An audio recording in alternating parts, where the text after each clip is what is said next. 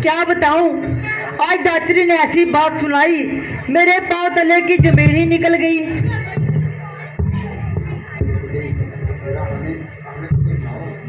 जरा हमें भी सुनाओ, वैसी कौन सी बात सुना गई? जी बात क्या सुना गई, बस हमारी तुम्हारी शामत आ गई। हरी कम्बट, तेरी जल जाए जुबान, कहीं कुछ नशा तो नहीं कर गई? नहीं नहीं नहीं नहीं, मैं कोई नशा वशा नहीं करके आई। तुम्हारे जो सारे नशे हरण हो गए हैं। आज तू अजीब किस्म की गुफ्तगू कर रही है, गोया अपनी मौत की जुस्तजू कर रही है। जो बात है वो जल्द बयान कर और मुझे नाहक ना परेशान कर। रानी जी, आज महाराज ने एक आम दरबार लगाया और अपनी मंशा का जो इजहार किया कि हम रामचंद्र को ही अपना युवराज बनाना चाहते हैं और उनके सर पर ही रघुवंश का ताज पहनाना चाहते हैं। उनके कहने की देर हुई, सब वजीरों मजीरों ने हाँ में हाँ मिला दी। भला किसकी मजाल थी कि महाराज के विरुद्ध कोई आवाज उठाता और अपनी जान आफत में फंसाता। भाई सबके लिए फरमान हुआ, राज तिलक के लिए भी इतनी जल्दी की कि चुट रोटी पट दाल ले बेटा राज संभाल। जानी कल 10 बजे सारे काम हो जाएंगे और चारों तरफ राम राम राम हो जाएगा। आप जहां तो महलों में कोबे उड़ाना, जा कौशल्या के पांव दबाना। सारी संपत्ति हाथ से छूट गई।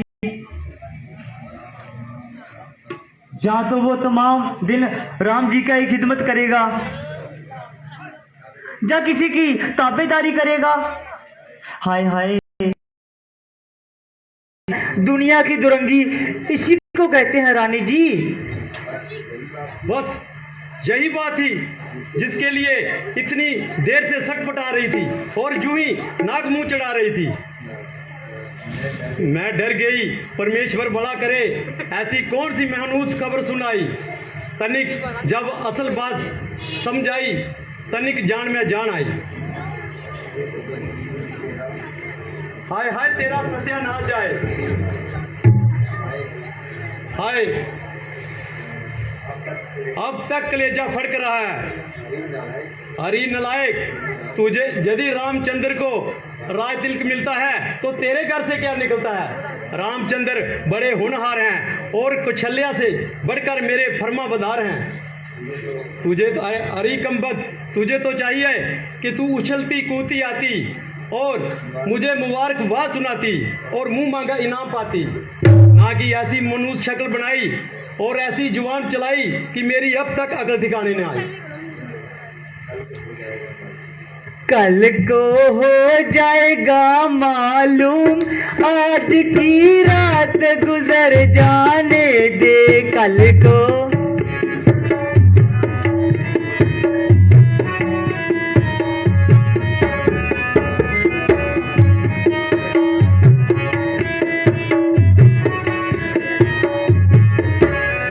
रानी तू है भोली भाली, अपने श्रृंगार पे मतवाली। रानी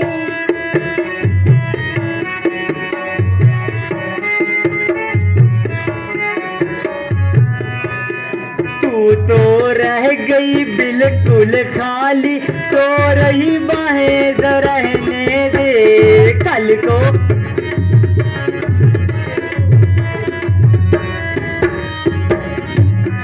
बेशक तेरा दिल है पाक, अपना समझ उसे तू लाख।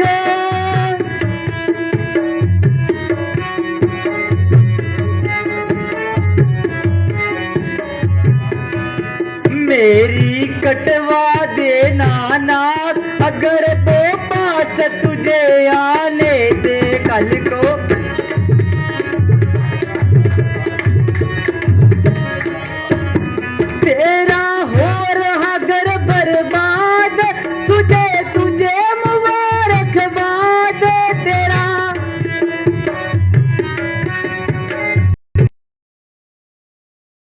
रोएगी कर कर के यार, अब तू लाख मुझे ताने दे कल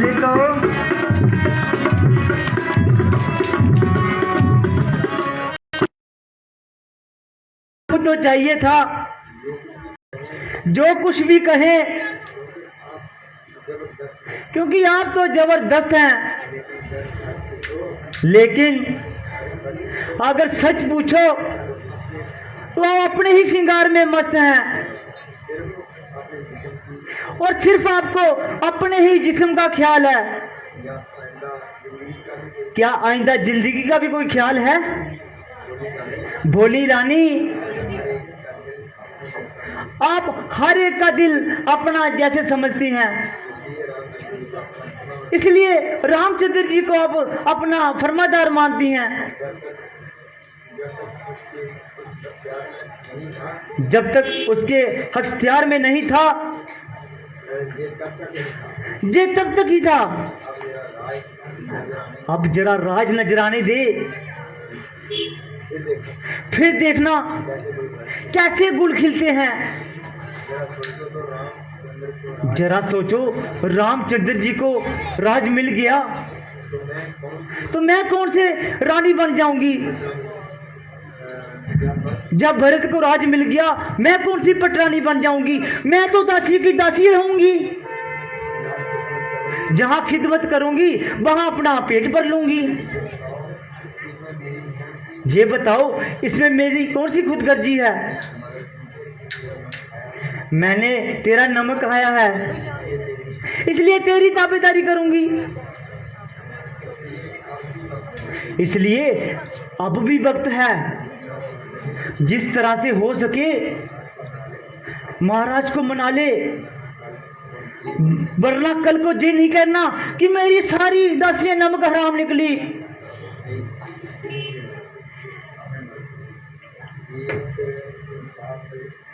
अगर इंसाफ से देखा जाए तो मंथरा का कहना हर प्रकार से ठीक है। वह मेरी सच्ची हमदर्द है और पत्थर पर लकीर है। यदि रामचंद्र को राज तिलक मिल गया तो भरत तो बेचारा अयोध्या से निकल गया। वह जहाँ तो दर बदर फिरता हुआ गुलामी करेगा, सारी उम्र रामचंद्र की गुलामी करेगा और अपने कुल की बदनामी करेगा। और बड़ा हो बेचारी मंथरा का, जिसने मुझे ऐन समय पर जता दिया और कुल हाल से सूचित कर दिया। अब मैं हरगिज किसी के दम में ना आऊंगी, चाहे दुनिया इधर की उधर हो जाए। जिस प्रकार से मुझसे बन पड़ेगा राज्य भरत को ही दिलाऊंगी। मगर एक मुश्किल है कि महाराज को कैसे समझाऊंगी और क्या बहाना बनाऊंगी कि वह मेरी बात मानने पर मजबूर हो जाएं और रामचंद्र जी उनकी आंखों से दूर हो जाएं। हाँ, यही ठीक है।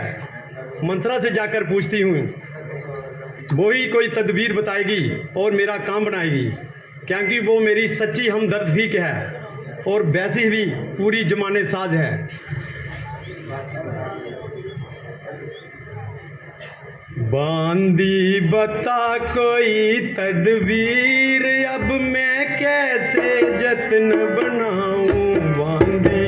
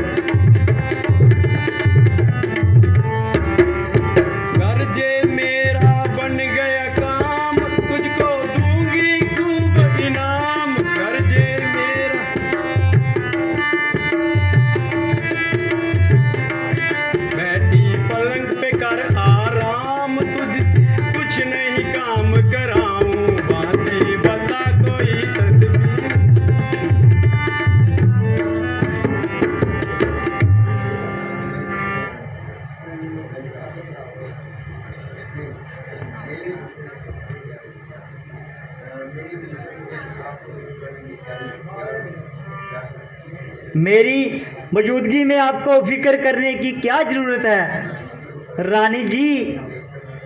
परमेश्वर ना करे कोई भारी मामला आ पड़े तो मैं मिनटों में सुलझा दूंगी। जब मेरे सर पर आपका हाथ है तो सारी खुदाई मेरे साथ है। एक तकरीब बताती हूं, जरा इधर आ, मेरी तरफ कान कर। बस इतना काम कर, बाकी मैं संभाल लूंगी। आपको याद है दंडकारनामे में, संग्राम युद्ध में जब महाराजा जी लड़ रहे थे तो आपने भां देकर उनकी जान बचाई थी और आपको वचन दिए थे महाराजा जी ने 2। वो वचन आपको याद है ना? यही मौका है, ये वचन आप उनसे मांग सकते हो। एक में भरत को राज और दूसरे में रामचंद्र जी को 14 वर्ष का वनवास। वाह, क्या खूब याद दिलाया और मौके पर याद दिलाया। अब देखो मैं कैसे त्रिया चित्र दिखाती हूँ और हथेली पे सरें जमाती हूँ। लेकिन सावधान, राजा की बातों में नहीं आना, समझ जाना।